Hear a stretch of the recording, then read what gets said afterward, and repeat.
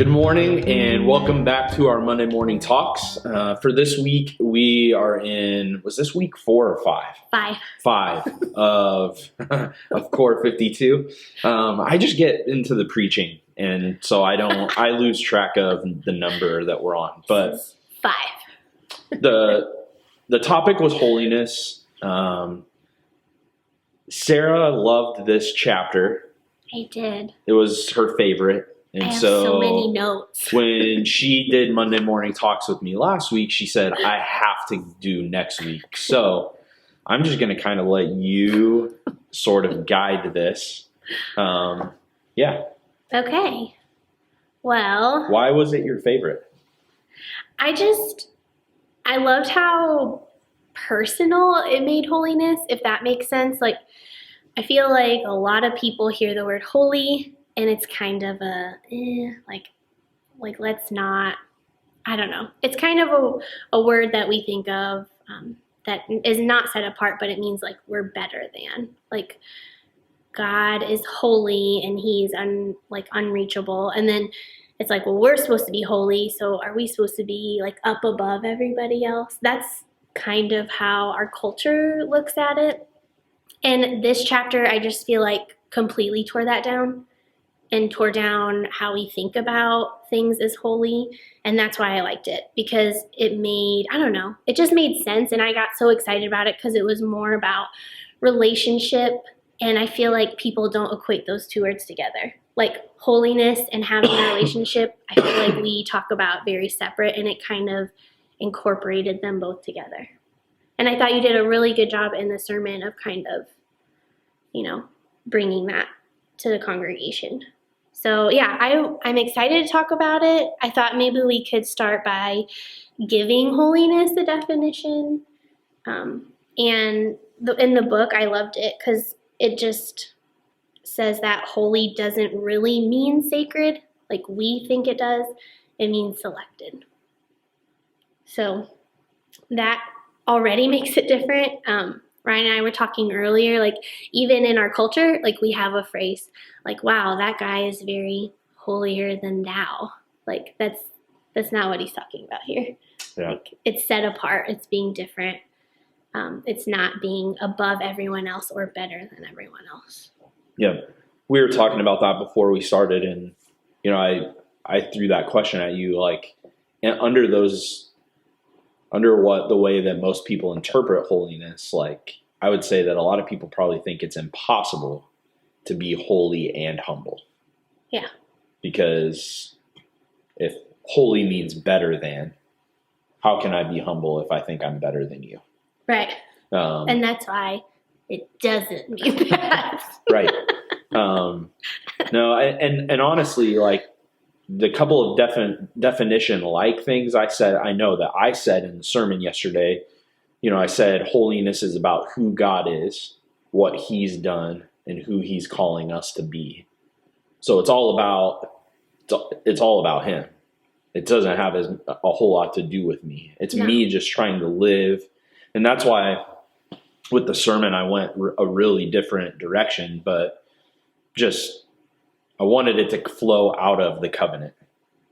God set up this covenant with us. How is holiness a part of that? It's our part of it. Mm-hmm. And so we're just trying to live into him.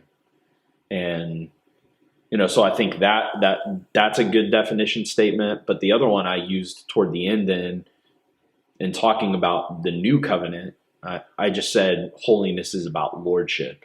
So for us, today, holiness is about us yielding to God every part of our lives so that we can be made more like him.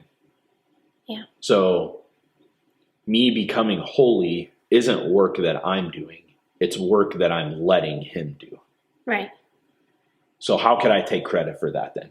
How could I take credit and go, well, I'm better than you? Because even then it's like, so I'm better at not doing anything and letting God do everything. So I can't take credit for it. Or even like one step further than that is like, I can't mess that up, because I feel like I don't know. I feel like a lot of times, especially if you see someone who's like a new Christian or someone who's just so on fire for God, they might set these like specific standards or rules so that they can try to achieve some kind of holiness and be on that level. And then I've seen people, like they're human, so they don't hit those marks or those goals.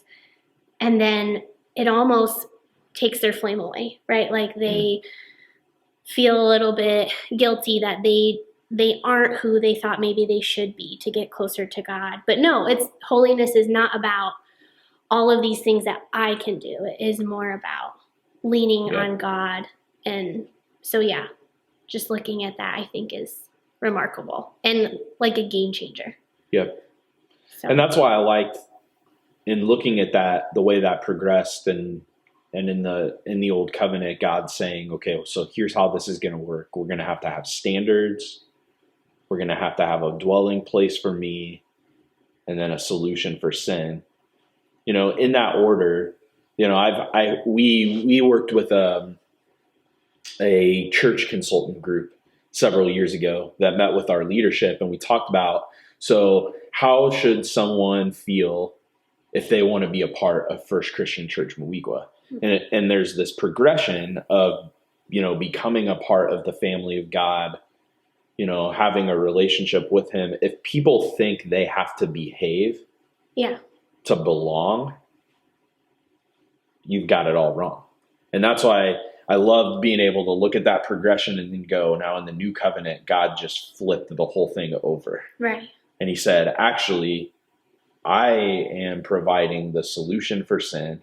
I'm coming to dwell inside you, and that will empower you to live this way. So it's basically saying, look, church, behavior is not the expectation. Yeah. Belonging is what we should be about. We should be about helping people belong long before they behave. Right. Right. And that's what I loved. If you guys didn't know, like you can just Google them, but there's videos of Mark Moore, the author of this study, and he kind of sums up some of each chapter. I'm not saying watch those and don't read the book. Supplement it with that. But I love the end of that video that he did because it's just what you're talking about. He kind of sums it up and says rules without relationship causes rebellion. Like if we are supposed to just behave, we're human and we're not going to do it. Like that's not what we're about. Like we always lean towards, like you said in your sermon, we don't drift towards God, right? We drift the other way. So if we just have these certain rules that we're supposed to follow, we're not going to do it. But when you throw in the relationship, right? When you have the relationship, you're not like motivated by the rules.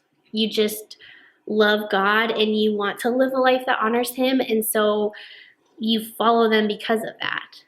It's sort of like how discipline works in some houses, you know, like, and I mean, just stay with me here, but like, no, I mean, I always wanted to have the kind of relationship with my kids where I don't know if you ever felt like there was somebody in your life who they could just look at you a certain way.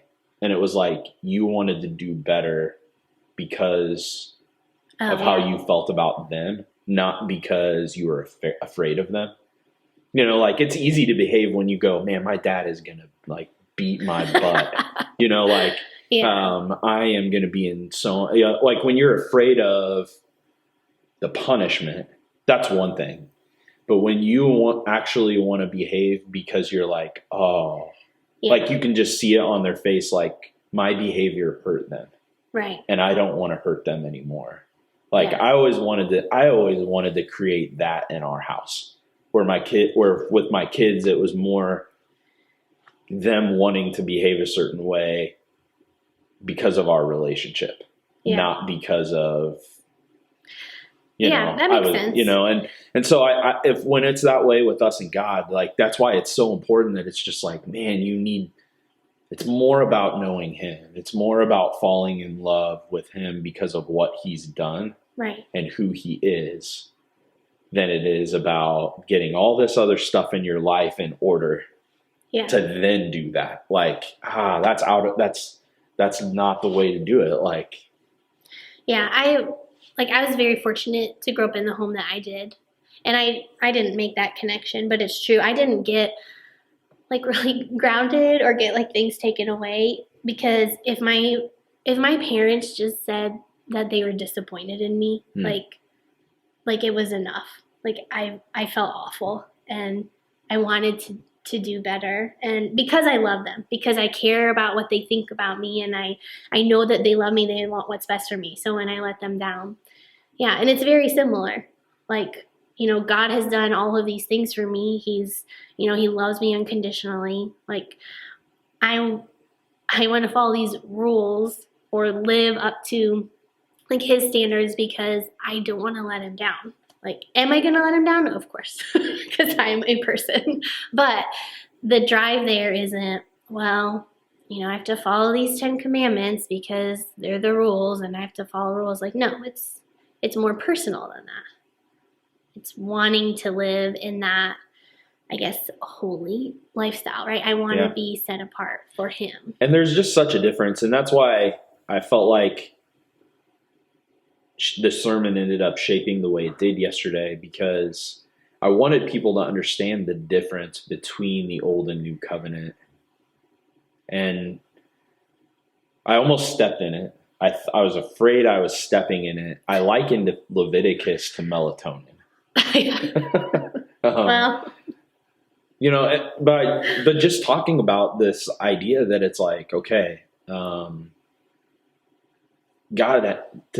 to provide a solution for sin in the old covenant, it was a sacrificial system of animals. Yeah. And you were talking about that some before we even started, that it was just like, man, we read Leviticus and we read this elaborate sacrificial system and we're like, huh? Yeah. Like, this doesn't, we don't live that way. We never have. We haven't had to, because God, and we look at that now and in our world where we've like, I'm going to step in it again.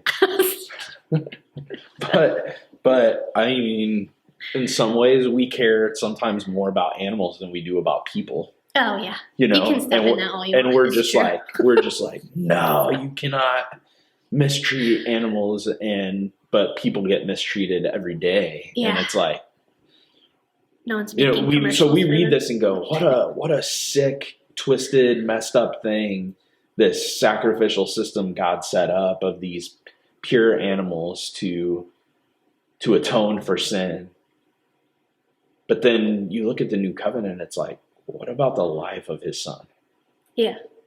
Like, and that's where I was stepping in it to get somewhere. It's like, no, there's so much value in us being able to read Leviticus and understand, like, oh, the reason that all this existed was because sin.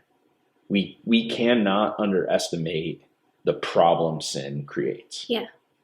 And the separation that it creates between us and God.